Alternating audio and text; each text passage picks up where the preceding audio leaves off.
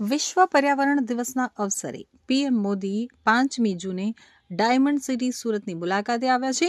તેઓએ સુરત એરપોર્ટથી સીધા હજીરા સ્થિત લાર્સન એન્ડ ટર્બો પ્લાન્ટની મુલાકાતે પહોંચ્યા હતા, જ્યાં તેમણે મેક ઇન ઇન્ડિયા હેઠળ તૈયાર થઈ રહેલા અત્યાધુનિક સંરક્ષણ અને ગ્રીન એનર્જી પ્રોજેક્ટ્સનું નિરીક્ષણ કર્યું હતું.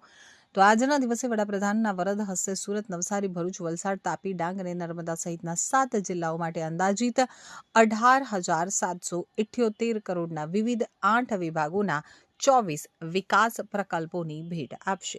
આ મેગા પ્રોજેક્ટ્સમાં ₹13,926 કરોડના મહત્વાકાંક્ષી કાર્યોનું લોકાર્પણ કરવામાં આવશે, જ્યારે ₹4,852 કરોડના વિવિધ 5 પ્રકલ્પોનું ખાતમુહૂર્ત કરવામાં આવશે.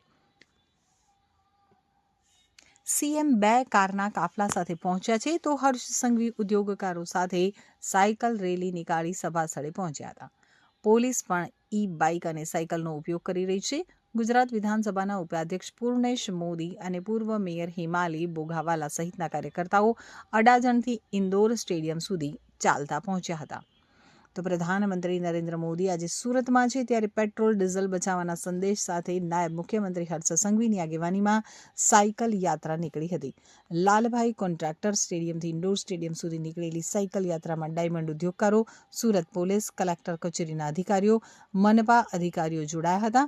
2000થી વધુ લોકો સાયકલ ઉપર યાત્રા કાઢી સભા સ્થળે પહોંચ્યા હતા.